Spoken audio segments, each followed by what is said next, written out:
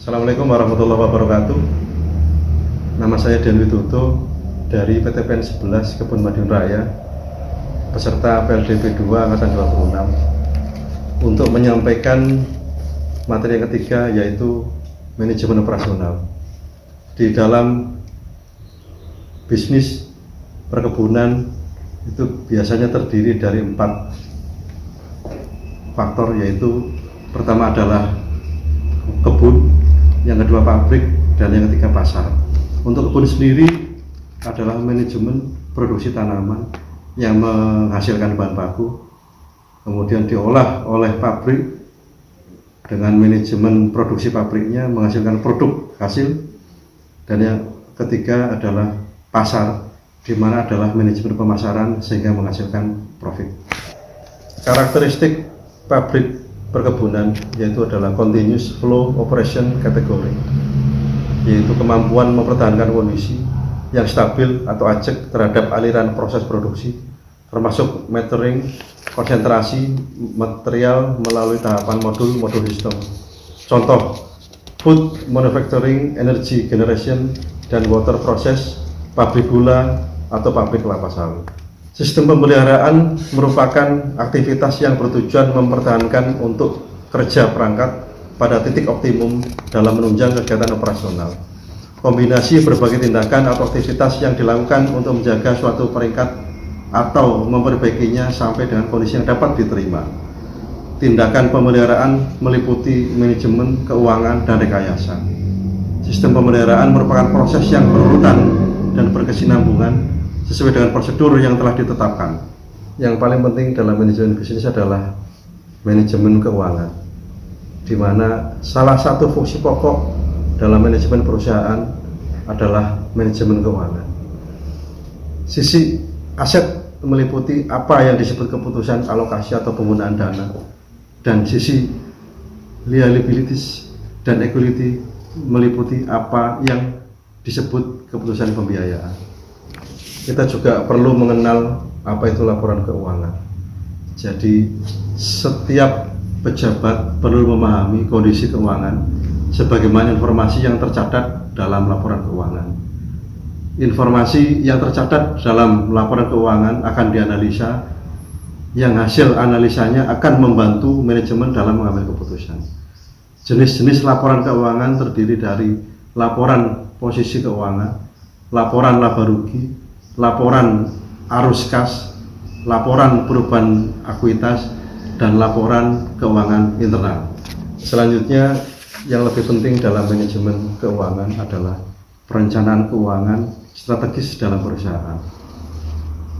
Dalam rangka untuk mencapai sasaran jangka panjang, perusahaan perlu merumuskan inisiatif strategi dan mengimplementasikan rencana strategis tersebut dengan efektif.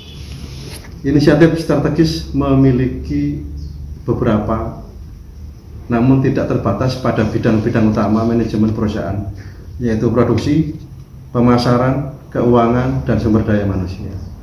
Perencanaan keuangan strategis dapat berperan hanya sebagai pendukung kepada inisiatif bidang lain, atau hanya sebagai penyedia dana, atau juga turut berperan sebagai mitra bagi inisiatif bidang-bidang yang juga mempengaruhi perumusan inisiatif strategis bidang lain.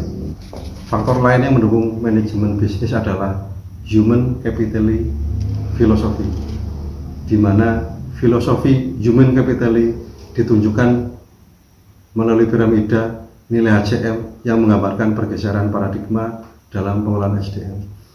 Paradigma pengelolaan SDM semula hanya berfokus pada business impact atau outside in, menjadi berfokus pada outcome, kapabilitas SDM, budaya, dan organisasi di dalam bisnis.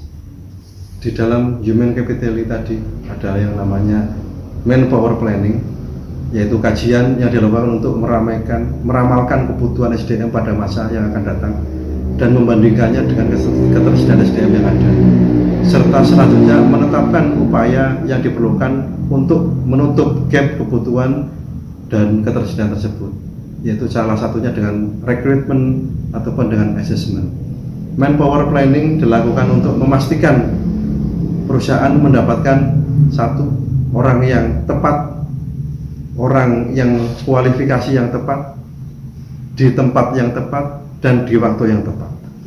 Dalam pengelolaan SDM, yang menjadi tolok ukur adalah kompetensi, pengetahuan, keterampilan, ataupun sikap kerja, knowledge, skill, dan attitude. Kompetensi merupakan serangkaian keahlian atau skill, pengetahuan, knowledge, dan attitude yang menunjukkan bahwa SDM tersebut mempunyai kemampuan untuk mengelola ketiga hal tersebut.